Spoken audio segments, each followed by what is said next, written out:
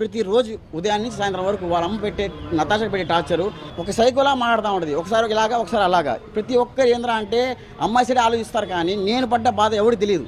ఇంకోటి ఇంకా పర్సనల్ విషయం చెప్పాలంటే సెక్స్ అనేది పిచ్చి నతాషకి. ఎంత పిచ్చి అంటే ఎన్నెన్నో ట్యాబ్లెట్లు తీసుకొచ్చేది, 24 గంటలు అదే పనిలో ఉన్నన్ని రోజులు.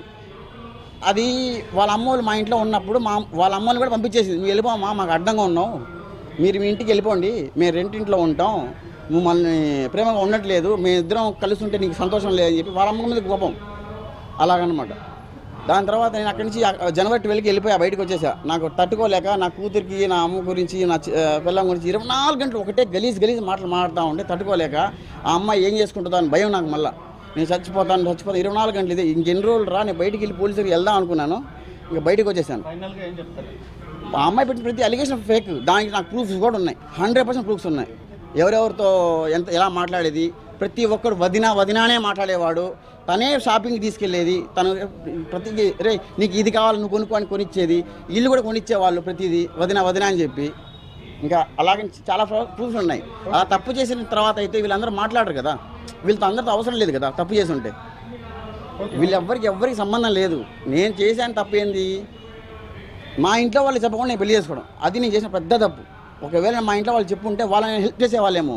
ఈ అమ్మాయి బ్లాక్మెయిల్ చేయడం వల్ల నేను ఏం చేస్తానో అసలు నాకేం అర్థం కాక, మంచిగా చెడా ఏం అర్థం కాక, తను బాగుంటుంది లే, ఇంక సరే మెల్లగానే చెప్పుకోవచ్చులే అని చెప్పి నేను నా ఆధార్ కార్డు ఇచ్చి తప్పు చేశాను. ఆధార్ కార్డు ఇచ్చాను, రిజిస్టర్ ప్రకారం పెళ్లి చేసుకున్నాను. పెళ్లి చేసుకున్న తర్వాత తనకు ఖర్చు పెట్టాను, ఎంతో ఖర్చు పెట్టాను. ఫ్లాట్లు కానీ, ఆ ఫ్లాట్ కానీ, ఈ రెంట్లు కానీ, షాపింగ్ కానీ లేదు, జరగలేదు. తన షాపింగ్ అని చెప్పి, డ్రెస్సింగ్ అని చెప్పి, బంగారం అని చెప్పి, అస్సలు అది కేసే లేదు. 100% ఆ లవ్ జిహాద్ అని ఎందుకు ఉంటుంది సార్? నేను చేసుకున్న అమ్మాయిని ఎవరితో ఎందుకు పెట్టిస్తాను? లవ్ జిహాద్ అనేది ఏంటి అసలు మీరు చెప్పండి. లవ్ జిహాద్ అని అడుగుతున్నారు కదా, ఏంటిది అసలు ఆ కేసు అంటే ఏంటి? నేను తనకి ఇష్టపడ్డాను, తను నాకు ఇష్టపెట్టి పెళ్లి చేసుకుంది, ఓకేనా? మొదటి వివాహం కాదు కదా. అవును సార్, నాకు మొదటి వివాహం కాదు. తనకు తెలుసు కదా, తనకు తెలిసే కదా చేసుకుంది. వాళ్ళ అమ్మకి తెలియదేమో, తనకు తెలుసు. తను చచ్చిపోతా అంటే చేస్తా ఉంటే సార్, తనకి మీరు మెడికల్ చెక్ చేయండి. తను రీహాబ్లో వచ్చింది. కాసేపు 10 నిమిషాలు తను మాట్లాడుతూ ఉంటే తన గోడ వేసి కొట్టేసుకుంటుంది, జుట్టు పీకేసుకుంటూ ఉంటుంది. తన గురించి మీకు తెలియదు, నేను చూసాక చెప్తున్నాను. దానివల్లే నేను ఇంత చేయాల్సి వచ్చింది. ఇన్వెస్టిగేషన్ చేయమని సార్, నేను ఇన్వెస్టిగేషన్ చేయని చెప్పండి, నేను కూడా సాక్ష్యాలన్నీ ప్రొవైడ్ చేస్తాను. దాని తర్వాత మీరే ఏం చేయాలో చేయొద్దు. కానీ నేను తప్పు చేసి ఉంటే ఇప్పుడు మీడియా ముందు రావాల్సిన అవసరం నాకు లేదు. ఇప్పుడు ఇన్ని రోజులు నేను ముందు రాలేదు. ఇప్పుడు ఎందుకు వచ్చానంటే ఆ అలిగేషన్స్ వల్ల. ఎందుకురా అంటే తమ్ముళ్ళలాగా, అన్నల్లాగా 24 గంటలు వాళ్ళతో తిరిగింది సార్. ఎన్నో సినిమాలు చూసాం. ఒక సినిమాకి వెళ్ళాలంటే అందరు కలిసి 10,000 15,000 అయ్యేది. ఖర్చు అంతా నాది. ఆ ఫ్లాట్లో ఉన్నాం, 24 గంటలు వంట. తను నిజం చెప్తున్నాను కదా, తను చికెన్ నా కోసం వండేది. వాళ్ళ ఇంట్లో వండుకొని నాకు పంపించేది స్విగ్గీలో, తిను అని చెప్పి. అసలు నువ్వు వెజిటేరియన్ కదా, నీకు ఎలా వండుతావు అంటే, నాకు ఆశాస్ కిచెన్ అంటే నాకు ఇంట్రెస్ట్ ఉంది, నాకు అన్నీ వండడం తెలుసు, నాకు ఇష్టం, నీకోసం నేను వండుతాను ప్రేమగా అని చెప్పి పంపించే తనే. కానీ నేను ఎప్పుడు లైఫ్లో తనని అసలు చికెన్ తినమని బలవంతం చేయలేదు, తను ఎప్పుడు తినలేదు. నేను షేక్ నవాజ్గానే ఉన్నాను, తను షేక్ నతాషా లాగా తన అలాగే ఉంది. నేను నవదుర్గ అని చెప్పి పేర్లు చెప్తా ఉన్నాను కదా, నవదుర్గ అని చెప్పి వాళ్ళు చెప్పేవాళ్ళు. వాళ్ళ అమ్మ వచ్చి ఇంట్లో అడిగేది ప్రతిరోజు, గుడికి వెళ్దాం రా అని. తనకేంద్రా అంటే నవాజ్కి ఇష్టం లేదు కదా, నవాజ్ రాడేమో, నేను రానులే అని చెప్పేది. సార్ నేను చెప్పాను పోదాం అని చెప్పి వాళ్ళతో పాటు నేను కూడా వెళ్ళేవాడిని సార్. ఇప్పుడు తను ఏడుస్తూ కూర్చునేది, మా అమ్మ తిడుతుందని చెప్పి గుడికి రావట్లేదని. సరే వెళ్దాంపా అని చెప్పి నేనే తీసుకెళ్ళేవాడిని గుడికి. పోతే పోనీ. అసలు నా దగ్గర ఫోనే లేదు సార్, నా దగ్గర ఫోనే లేదు. నేను జనవరి 12 నుంచి ఇప్పుడు దాకా ఎవరిని కాంటాక్ట్ అవ్వలేదు. ఈ వీడియోస్ వల్ల ఇలా వచ్చిన దాని వల్ల ఎందుకు లేని పోనీ పెడుతున్నారు. ఆ అమ్మాయి ఇష్టపడి నన్ను చేసుకుంది. సరే ఇంకోటి సార్, అలా బెంగళూరులో కేసు అయింది. బెంగళూరులో అక్టోబర్ 14 కేసు అయింది. కేసు అయిన తర్వాత అక్కడి నుంచి వాళ్ళ అమ్మ వచ్చింది, నతాషా వచ్చింది, నన్ను తీసుకొచ్చారు. ఇప్పుడు నెల్లూరుకి వెళ్తే నెల్లూరులో కేసు చేసుకుంటే క్లియర్ అయిపోద్ది అని అందరూ మాట్లాడుకుంటా ఉన్నాం. నెల్లూరుకి వచ్చేద్దాం, పోలీసులను మాట్లాడదాం, ఏం చేయాలో చేద్దాం, ఏదో అందరూ తెలిసిపోయింది కదా. అప్పుడు తెలిసింది వాళ్ళ అమ్మకి నాకు 2 పెళ్ళి అయిందని చెప్పి వాళ్ళ అమ్మకి అప్పుడు తెలిసింది. కానీ నతాషాకు ముందే తెలుసు. కానీ ఇప్పుడు నువ్వు నెల్లూరుకి వెళ్ళకూడదు, నతాషాని తీసుకుని అక్కడికి వెళ్ళిపో, కావాలంటే కావాలంటే మా ఇంటికి వచ్చేయి. అప్పుడు దాని తర్వాత విజయవాడకి వెళ్ళాం. ఇదా ఈ మాట అక్టోబర్ 14 అక్కడ బెంగళూరులో. దాని తర్వాత అక్టోబర్ 14, 15 వాళ్ళ అమ్మ అక్కడి నుంచి వెళ్ళిపోయింది. మేము ఆడిని చేసాం, కేరళకి వెళ్ళాం, 1 డే ఉన్నాం. మళ్ళీ అక్కడి నుంచి విజయవాడకు వచ్చాం, వయా ట్రైన్ వచ్చాం. విజయవాడ ట్రైన్లో వచ్చి విజయవాడలో ఒక 4 to 5 days ఉన్నాం. దాని తర్వాత వాళ్ళ అమ్మ వచ్చింది అక్కడికి, విజయవాడకు వచ్చి తను తీసుకెళ్ళి ఇంట్లో పెట్టుకుంది. బయటికి వెళ్ళబాక అని చెప్పింది. బయటికి వెళ్ళబాక, మీ ఫ్యామిలీ వాళ్ళు వస్తారు, నేను తీసుకెళ్ళిపోతారని చెప్పి వాళ్ళమ్మే అన్నీ చూసుకుంటూ ఉండేది. అన్నీ మనకు ఏం కావాలో తీసుకొచ్చేది, ఇంట్లో బయటికి వచ్చే వాళ్ళం కాదు. ఎప్పుడో ఒకసారి రాత్రి ఒకసారి బయటికి వచ్చి గుడికి వెళ్ళేవాళ్ళు, అంతే. వెళ్తాను సార్, వెళ్తాను అంతే. నా దగ్గర ప్రూఫ్స్ ఉన్నాయి. ఇప్పుడు ఇన్వెస్టిగేషన్ చేస్తేనే కదా నేను నిరపరాధని తెలిసేది. నేను తప్పేం చేయలేదు, అందుకే ముందుకు వచ్చాను. నేను తప్పు చేసి ఉంటే నాకు ముందుకు రావాల్సిన అవసరం లేదు, నేను ఎటో పారిపోయేవాడినేమో. కానీ నేను తప్పే చేయనప్పుడు అనవసరంగా అందరి ముందు వేయాల్సిన నిందితులు వేయాల్సిన అవసరం ఏంటి? యాక్చువల్గా గంజాయి అలవాటు వాళ్ళకు ఉందని నాకు తెలిసింది. అండ్ డ్రగ్స్ కూడా తీసుకునే వాళ్ళు అని చెప్పి ఇది కూడా నాకు తెలిసింది. వాళ్ళకి డ్రగ్స్ బిజినెస్ ఏదో కూడా ఉందని చెప్పి నాకు బయట వాళ్ళు చెప్పారు.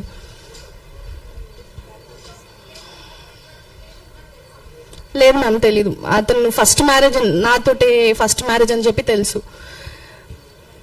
బెంగళూరుకి వెళ్ళినప్పుడు తెలిసింది అతనికి ఆల్రెడీ పెళ్ళిళ్ళు అయిపోయాయి, పిల్లలు ఉన్నారని చెప్పి అక్కడ తెలిసింది మాకు. అది కూడా పోలీస్ స్టేషన్లో కంప్లైంట్ ఇచ్చిన తర్వాత పోలీసులు ముందు ఒప్పుకున్నాడు అతను, అవును పెళ్ళి అయిపోయింది, మోసం చేశాను తినకని చెప్పి. యాక్చువల్గా బెంగళూరుకి నేను అక్టోబర్ 10th or 11th బెంగళూరులో ఉన్నాను సార్ మేము. ఎందుకంటే 12th అతను ఒక బాండ్ చేపించాడు, మాకు డబ్బులు ఇవ్వాల్సిన బాండ్. నేను వెళ్ళి డబ్బులు తీసుకొస్తాను అని చెప్పి అక్టోబర్ 9కి 11:30కి అలా వెళ్ళాడు. 11:30 AM వెళ్ళిపోయాడు. నైట్ 9:30 వరకు కూడా రాకపోయేసరికి నేను ఫోన్ చేశాను. నా ఫోన్ లేదు అప్పుడు, నా ఫోన్ అమ్మేసుకున్నారు వీళ్ళు. నా iPhones, iPads, Samsung ultra phones అవన్నీ ఉంటాయి, అమ్మేసుకున్నారు వాళ్ళు. ఇద్దరికి ఒకటే ఫోన్ అప్పుడు. నాకు ఏదైనా అవసరం పడితే అతని ఫోన్ నుంచి చేయాల్సి వచ్చేది. సో ఫోన్ చేస్తే ఫోన్ లేపలేదు. వేరే నంబర్ నుంచి కాల్ వచ్చింది నాకు 11:30 రాత్రి. నేను ఇలా చెన్నై బోర్డర్లో ఉన్నాను, నువ్వు అక్కడికి వచ్చేసే అని చెప్పి అన్నాడు. అసలు రీజన్ ఏంటని అడిగితే ఇలా మా మమ్మీ వాళ్ళు ఒప్పుకోవట్లేదు అని చెప్పి ఏదేదో చెప్పాడు. మనం వాళ్ళ దగ్గరికి వెళ్తే వాళ్ళు చంపేస్తారు మనల్ని అని చెప్పారు. అండ్ దాని తర్వాత కేరళలో ఉన్నానని చెప్పాడు. దాని తర్వాత బెంగళూరుకి వస్తున్నానని చెప్పి బెంగళూరు టికెట్ పెట్టాడు. బెంగళూరుకి వెళ్ళిన తర్వాత అతన్ని పోలీస్ స్టేషన్కి తీసుకెళ్తే అప్పుడు తెలిసింది అక్కడ ఆల్రెడీ పెళ్ళి అయిపోయింది, పిల్లలు ఉన్నారు అని చెప్పి.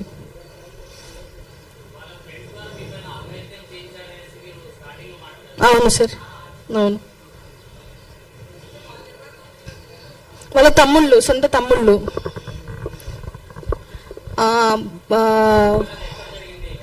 ఫస్ట్ బేగంపేటలో జరిగింది సార్. బేగంపేటలో జరిగింది. ఇలా ఫుడ్ తీసుకొని రమ్మన్నాడు, ఎవరు లేరు ఫ్లాట్లో. 10 minutes ఫ్లాట్ చూసి వెళ్ళని చెప్పి పిలిచాడు. దాని తర్వాత చూస్తే ఫ్లాట్లో అందరు బెడ్రూమ్లో అందరు బయటికి వస్తున్నారు, ఒక్కొక్కరు. దాని తర్వాత ఫోర్స్ చేసి ఏదో వాటర్ జ్యూస్ తాగిపించారు సార్ ఆ రోజు నాకు. అది తాగింది అయితే ఫస్ట్ అక్కడ అయింది. దాని తర్వాత కుందంబాగ్లో ఫస్ట్ నైట్ రోజు అయింది సార్. పెళ్ళి అయిన రోజే సార్ ఆ రోజు. బేగంపేటలో జరిగింది, పెళ్లికి ముందు వాళ్ళే వచ్చారు మ్యామ్. నేను అడిగాను వాళ్ళకి, ఫేస్ టు ఫేస్ వెళ్ళి నవాజ్కి అడిగితే అది నువ్వు ఇమాజిన్ చేసుకుంటున్నావు, అలా ఏం లేదని చెప్పారు. దాని తర్వాత పెళ్ళైన రోజు అడిగితే, పెళ్ళైన రోజు జరిగింది నేను అడిగిన నెక్స్ట్ డే అడిగితే, అవును అయితే ఏంటి ఇప్పుడు, నువ్వు ఎవరికైనా బయటకు చెప్తే మీ చెల్లిని ఇంకా మా మమ్మీని న్యాచురల్ గా చేస్తారంట. అండ్ మా చెల్లిని కిడ్నాప్ చేస్తాము, తనను చంపేస్తే నువ్వు ఎవరి దగ్గరికి వెళ్తావు, నీ వెనుక ముందు ఎవరున్నారు, ఎవరు లేరు కదా అని చెప్పి మాట్లాడారు సార్.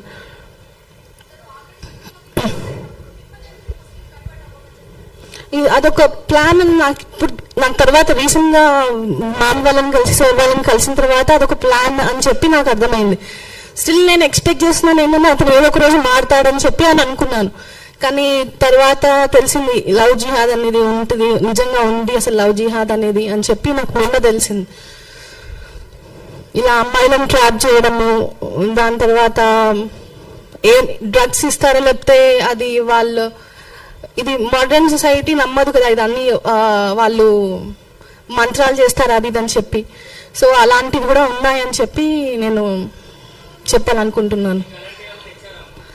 తాయితులు అవి కట్టేవాళ్ళు సార్ నా చేతికి.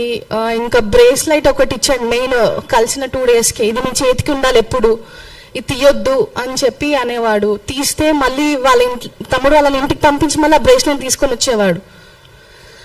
సో అది అంత ఇంపార్టెంట్ ఏందో నాకు అర్థం కాలేదు అప్పుడు. దాని తర్వాత లేటర్ ఉన్న అవన్నీ ఇప్పుడు ప్రెసెంట్ నా దగ్గర ఇంకా ఉన్నాయి అవన్నీ వాళ్ళు ఇచ్చినవి. కానీ అతను ఏదైతే ఇచ్చాడు పడేపించాడు, నాకు దర్గాకి డిసెంబర్లో తీసుకెళ్ళాడు కదా సార్, అప్పుడు ఆ బ్రేస్లెట్ పడేపించి ఇంకొక తాయితు కట్టిపించాడు నాకు.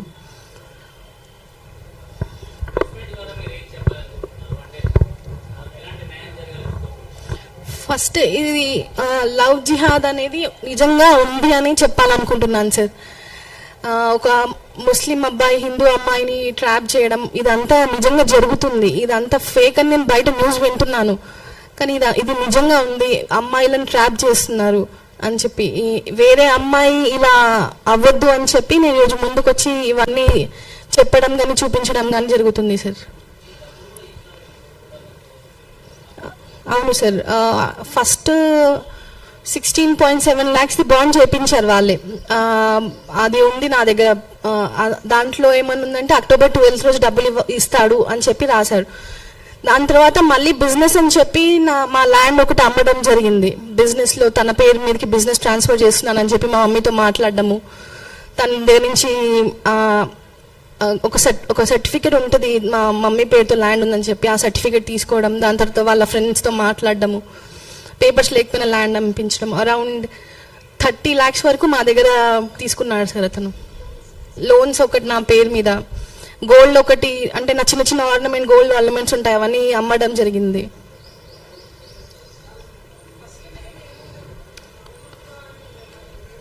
ఫస్ట్ మా షాప్కి రావడం అయితే నవాజ్ ఉంది మ్యామ్, నవాజ్. దాని తర్వాత నవదుర్గ లాగా మారాడని చెప్పి సర్టిఫికేట్ చూపించాడు. ఆ పేరు అంటే నవాజ్ అనే ఉంది అందులో, కానీ మారడం మాత్రం సర్టిఫికేట్ చూపించి ఇలా మారిపోయానని చెప్పి చెప్పాడు మ్యామ్.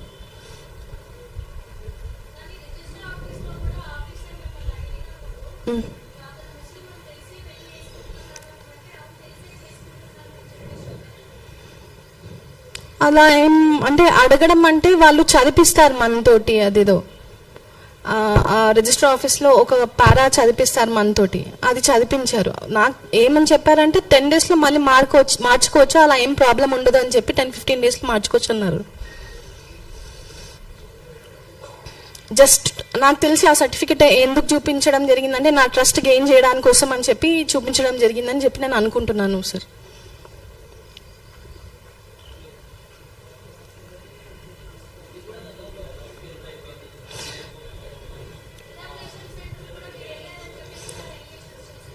లవ్ ఫెయిల్యూర్, డిప్రెషన్ అనేది ఐ థింక్ ఆల్మోస్ట్ అందరి లైఫ్లో ఉంటుందని అనుకుంటున్నాను మ్యామ్. దానికి అలాంటి అలిగేషన్స్ పెట్టి ఇలా చేయొచ్చు అని చెప్పి అది ఎంత మాత్రం కరెక్ట్ కాదని నేను అనుకుంటున్నాను. ఇప్పుడు అతను వేరే అమ్మాయితో మాట్లాడిన చాట్లో May 17th or 16th, May 1st weekలో మాట్లాడిన చాట్లో ఏముందంటే, నేను 2020 నుంచి సింగిల్, నాకు మా అక్క ఒకటే ఉంది, నిన్నే పెళ్లి చేసుకోవాలనుకుంటున్నాను, నువ్వే నా ఫ్యూచర్ వైఫ్వి, నేను కలవాలనుకుంటున్నాను, నేను వరంగల్కి వస్తున్నాను. మళ్ళీ ఇది ఏమో అంటారు మ్యామ్, అది ప్రూఫ్ ఉంది నా ఫోన్లో ఉంది, నేను షేర్ చేస్తాను సాఫ్ట్ కాపీ. యాక్చువల్గా నాకు అర్థమైంది ఏంటిదంటే అతని లిస్ట్లో కొంతమంది గ్రూప్ ఆఫ్ అమ్మాయిలు ఉన్నారేమో, సో అతను చూస్ చేసుకొని ఫస్ట్ ఆ అమ్మాయిని టార్గెట్ చేశాడు, ఆ అమ్మాయి పడకపోతే నన్ను టార్గెట్ చేయడం జరిగింది ఆ చాట్ బట్టి చూస్తే మాత్రం.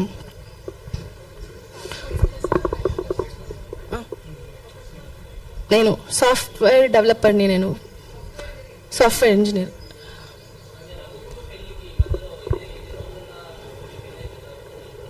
పెళ్ళి and love. So May 17th కలిసాను, May 17 రోజు కలిసాను, పెళ్ళి July 28th జరిగింది. సో ఆల్మోస్ట్ 1.5 month 2 months వరకు గ్యాప్ వచ్చింది మ్యామ్ మధ్యలో. హిట్ టీవీ యాప్, ఇందులో short news, live news, entertainment shows, movies, digital magazines తో పాటు మీ జిల్లా వార్తలను కూడా ఫ్రీగా చూడొచ్చు. ఇంకెందుకు ఆలస్యం, వెంటనే హిట్ టీవీ యాప్ ని డౌన్లోడ్ చేసుకుని ఫ్రీగా ఎంటర్టైన్మెంట్ పొందండి. Hit TV app, hit TV app, please download hit TV app. Hit TV app ని ఫ్రీగా డౌన్లోడ్ చేసుకుని ఎంజాయ్ చేయండి. మీకు నచ్చిన ఎంటర్టైన్మెంట్ కోసం హిట్ టీవీ యాప్ ని ఫ్రీగా డౌన్లోడ్ చేసుకుని ఎంజాయ్ చేయండి. హిట్ టీవీ యాప్ ని డౌన్లోడ్ చేసుకుని ఆస్వాదించండి, ఆశీర్వదించండి. ఇంతమంది సెలబ్రిటీలు హిట్ టీవీ యాప్ ని డౌన్లోడ్ చేసుకోండి అని చెప్తున్నారంటే ఎంత మంచి యాప్ ఆలోచించండి. అమెరికా అమెరికా అమెరికా అమెరికాలో చదవాలనుకునే వాళ్ళకి విశ్వసనీయమైన పేరు మన శౌర్య కన్సల్టెన్సీ. UK లో 1 year masters. UK లో 1 year masters. 2 years work permit up to 5 years visa. Contact Saurya Consultancy. Contact 89851 89851.